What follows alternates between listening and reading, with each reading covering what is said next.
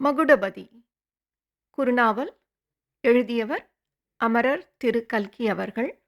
Tamil audio books சேனலுக்காக வாசிப்பவர் சாந்தி சோமநாதன். 9ஆம் அத்தியாயம். ஏமாற்றம். கார்கோட கவுண்டர் டார்ச் லைட்டுடன் போன பிறகு சற்று நேரம் வரையில் மகுடபதி சிந்தனா சக்தியை இழந்திருந்தான். சிறிது சிறிதாக அவனுடைய மனம் யோசிக்கும் சக்தியை பெற்றது. இன்று காலையில் அவன் கிராமத்திலிருந்து கிளம்பிய போது அன்று இரவுக்குள் தனக்கு இத்தகைய சம்பவங்கள் நேருமென்று யாராவது சொல்லியிருந்தால் இடி இடி என்று சிரித்திருப்பான். அவ்விதம் சொன்னவனை பைத்தியக்கார ஆஸ்பத்திரிக்கு போகும்படி கூறியிருப்பான். அவனுடைய மனோநிலையில் இப்பொழுது பயங்கரம் அதிகமாயிருந்ததா, அதிசயம் அதிகமாயிருந்ததா, அல்லது கவலைதான் அதிகமா என்று சொல்வதற்கு இயலாமல் இருந்தது. செந்திருவை பற்றி எண்ணிய போது உள்ளத்தில் கவலை மீறியது. ஐயோ, பாவிகள் அவளை எங்கே கொண்டு போனார்களோ, என்ன செய்யப் போகிறார்களோ? பலவந்தமாக கல்யாணம் நடந்துவிடுமோ? அந்த தீரப்பெண் அதற்கு சம்மதிப்பாளா? சம்மதியாமல் அவள் பிடிவாதம் பிடித்தால் என்னென்ன விபரீதங்கள் நேரிடுமோ? சமயத்தில் போய் கல்யாணத்தை தடுத்து அவளை மீட்டு கொண்டு வரும் சக்தியை கடவுள் தனக்கு அளிப்பாரோ? தான் இன்னும் உயிரோடு இருப்பதே கடவுளுடைய செயல்தான். தன்மேல் பாய வேண்டிய கத்தி அல்லவா பெரியண்ணன் மேல் பாய்ந்தது. ஆஹா, சத்தியாகிரகம், அகிம்சை என்றெல்லாம் பேசுகிறோமே, உண்மையான அகிம்சா தர்மி சத்தியாகிரகி பெரியண்ணன் அல்லவா? தன்னுடைய உயிரை இன்னொருவனுக்காக கொடுக்க துணிந்தானே. ஆனால் பெரியண்ணன் நிஜமாகவே இறந்து போய் விட்டானா? தன் பக்கத்திலே இருக்கும் பெரியண்ணனுடைய உடல் உயிரற்ற சவமா?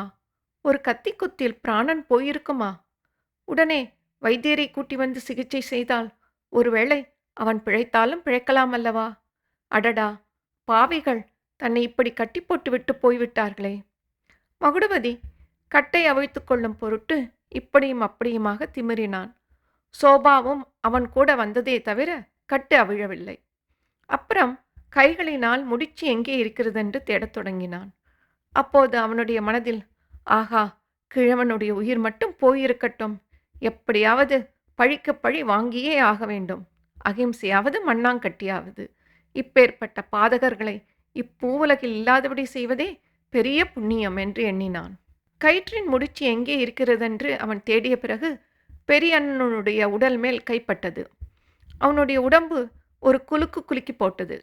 அது பிரேதமா, உயிருள்ள உடலா?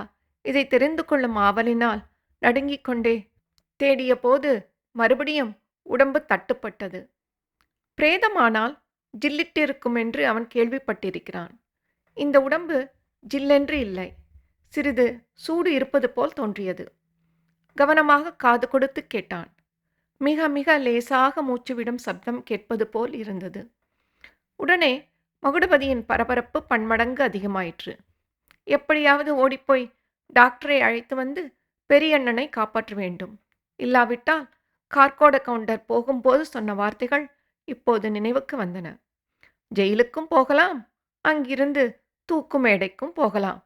இந்த வார்த்தைகளின் அர்த்தம் பளிச்சென்று இப்போது அவனுக்கு புலனாயிற்று. கார்கோட கவுண்டர் போலீசாரை அழைத்து வருவார். தன்னை கைது செய்வார்கள். பெரியண்ணனை கொலை செய்ததாக தன் பேரில் கேஸ் நடக்கும். கவுண்டர்களே சாட்சி சொல்வார்கள். குற்றம் ருசுவாகிவிடும். தன்னை தூக்கு மேடையில் ஏற்றுவார்கள். தன்னுடைய பேச்சை யாரும் நம்ப மாட்டார்கள். அவர்கள் பேச்சுதான் எடுபடும். பெரிய அண்ணனுடைய உயிரை காப்பாற்றினாலொழிய தான் தூக்கு மேடை ஏற வேண்டியதுதான். அப்போது செந்திருவின் கதி என்ன ஆகும்? மகுடபதி வெறி பிடித்தவனை போல் அப்படியும் இப்படியுமாக திமிரினான். பட் என்று சப்தம் கேட்டது. சற்று நிதானித்து பார்த்தபோது அந்த பழைய சோபாவின் கால் அவன் இழுத்த இழுப்பில் முறிந்துவிட்டது என்று தெரிந்தது. உடனே துள்ளி குதித்து எழுந்தான். கயிற்றை கீழே தளர்த்தி கொண்டு வந்து கடைசியில் கட்டிலிருந்து விடுபட்டான். கிழவனை மறுபடியும் தொட்டு பார்த்தான். சூடு இருந்தது. தட்டு தடுமாறிக்கொண்டு மச்சுப்படியை அடைந்து கீழே இறங்கினான். கீழே நடையில் புகையடைந்த அரிக்கான் லாந்தர் முன்போலவே எரிந்து கொண்டிருந்தது. வாசல் கதவை இழுத்து பார்த்தான். திறக்கவில்லை. வாசற்புறம் கதவை பூட்டி கொண்டுதான் அவர்கள் போயிருக்க வேண்டும். ஆகையால் அந்த கதவை திறக்க முயல்வதில் உபயோகமில்லை. கையில் ஆந்தரை எடுத்துக்கொண்டு கொல்லைப்புறத்தை நோக்கி விரைந்து நடந்தான். 4 கதவுகளை திறந்து தாழ்ப்பாளையும் திறந்து கொண்டு வெளியே வந்தான். அது சிறு சந்து என்று தெரிந்தது. லாந்தரை உட்புறம் வைத்துவிட்டு கதவை சாத்தி வெளிப்புறம் நாதாங்கி போட்டுவிட்டு தனக்கு தெரிந்தவரான டாக்டர் புஜங்கராவின் வீட்டை நோக்கி ஓட்டமும் நடையுமாய் சென்றான். சுமார் 1 மைல் தூரம் நடந்து அவன் டாக்டர் புஜங்கராவின் வீட்டை அடைந்தபோது நள்ளிரவு இருக்கும். படபடவென்று கதவை தட்டினான். புஜங்கரா தேசியப்பற்றுள்ள டாக்டர், காங்கிரஸ் அபிமானி. அன்று சாயங்காலம் போலீஸ் தடியடியினால் காயமடைந்த தொண்டர்களுக்கெல்லாம் சிகிச்சை செய்துவிட்டு அரை மணி நேரத்துக்கு முன்புதான் அவர் வீட்டுக்கு வந்து படுத்தார். அதற்குள் யாரோ வந்து கதவை இடிக்கவே தொண்டர் யாருக்காவதுதான் அபாய நிலை ஏற்பட்டிருக்கிறதோ என்று எண்ணிக்கொண்டு அவர் வந்து கதவை திறந்தார். மகுடபதியை பார்த்ததும், ஓஹோ, யார் மகுடபதியா? நீ எப்போது வந்த? சாயங்காலமெல்லாம் உன்னை காணவில்லையே என்றார். மகுடபதி பதறிய குரலில், டாக்டர், டாக்டர், உடனே வரவேணும். ஒரு உயிரை காப்பாற்ற வேணும். அதோடு என்னையும் தூக்கு மேடைக்கு போகாமல் காப்பாற்ற வேணும் என்றான். அவனுடைய பதற்றத்தையும் முகத்தில் தோன்றிய பீதியையும் பார்த்து குழறிய வார்த்தைகளையும் கேட்ட டாக்டருக்கு அவனுடைய மண்டையில் போலீஸ் அடிபட்டதினால் மூளை குழம்பிவிட்டதோ என்று சந்தேகம் உண்டாயிற்று. மகுடபதி, இப்படி உள்ளே வா. என்ன விஷயம்? யாருக்கு என்ன உடம்பு? நிதானமாய் சொல். நிதானமாய் சொல்வதற்கு இது சமயமில்லை சார். நீங்கள் கிளம்புங்கள். போகும்போதே சொல்கிறேன் என்றான் மகுடபதி. என்ன கேஸ் என்று தெரியாமல் எப்படி ஐயா கிளம்புகிறது? தெரிந்தால்தானே அதற்கு தகுந்த ஆயுதங்களுடன் கிளம்பலாம். கத்திக்குத்து டாக்டர். பெரியண்ணன் தெரியுமோ இல்லையோ? பெரியண்ணன், அவன் மார்பிலே கத்திக்குத்து. இன்னும் உயிர் இருக்கிறது டாக்டர். சீக்கிரம் கிளம்புங்கள். கத்திக்குத்து என்றதும் டாக்டருடைய தயக்கம் இன்னும் அதிகமாகிவிட்டது. விவரமாய் சொன்னால்தான் கிளம்ப முடியும் என்றார். அதன்மேல் மகுடபதி அவசர அவசரமாக அன்று சாயங்காலம் முதல் தனக்கு நேர்ந்தவைகளை ஒரு மாதிரி சொல்லி முடித்தான். எல்லாவற்றையும் கேட்டு விஷயத்தை ஒருவாறு தெரிந்து கொண்ட புஜங்கராவ், அப்பா மகுடபதி, இது டாக்டர் கேஸ் மட்டுமல்ல, இது போலீஸ் கேஸ். ஏற்கனவே நம் பேரில் போலீசாருக்கு காட்டம் இருக்கிறது. இந்த மாதிரி விஷயத்தில் அவர்கள் இல்லாமல் தலையிட்டோமானால் ஆபத்தாய் முடியலாம். முதலில் போலீஸ் ஸ்டேஷனுக்கு போவோம். அங்கிருந்து போலீஸ் அதிகாரிகளையும் அழைத்து கொண்டு நீ சொல்லும் வீட்டிற்கு போவோம் என்றார். வேறு வழி இல்லாமல் மகுடபதி ஒத்துக்கொண்டான். டாக்டர் புஜங்கராவ் மோட்டார் டிரைவர் போய்விட்டபடியால் காரை தாமே எடுத்து மகுடபதியையும் ஏற்றிக்கொண்டு போலீஸ் ஸ்டேஷனுக்கு சென்றார். மகுடபதி மட்டும் போய் மேற்படி கதையை சொல்லியிருந்தானால் என்ன நடந்திருக்குமோ எப்படி இருக்குமோ தெரியாது. டாக்டரும் கூட போயிருந்தபடியால் ஒரு போலீஸ் சப் இன்ஸ்பெக்டரும் 2 போலீஸ் கான்ஸ்டபிள்களும் டாக்டரின் வண்டியிலே கிளம்பினார்கள். அனந்தராயன் சந்தில் குறிப்பிட்ட வீட்டு வாசலில் போய் வண்டி நின்றது. எல்லோரும் அவசரமாய் இறங்கினார்கள். வாசற்கதவு பூட்டியிருந்தது. இந்த வீட்டு மச்சிலேதான் கிழவன் குத்துண்டு கிடக்கிறான். சீக்கிரம் சீக்கிரம் என்றான் மகுடபதி. கதவு பூட்டியிருக்கிறதே என்றார் இன்ஸ்பெக்டர். பூட்டை உடைத்தால் போகிறது. பூட்டை உடைப்பதற்கு ரூல் இல்லையே தம்பி. அப்படியானால் வாருங்கள், கொல்லைப்புறமாக போகலாம். கார் மறுபடியும் கிளம்பிற்று. கொல்லைப்புற சந்து ரொம்ப குறுகலாயிருந்தபடியால் வண்டியை சற்று தூரத்திலே நிறுத்திவிட்டு இறங்கி நடந்தார்கள்.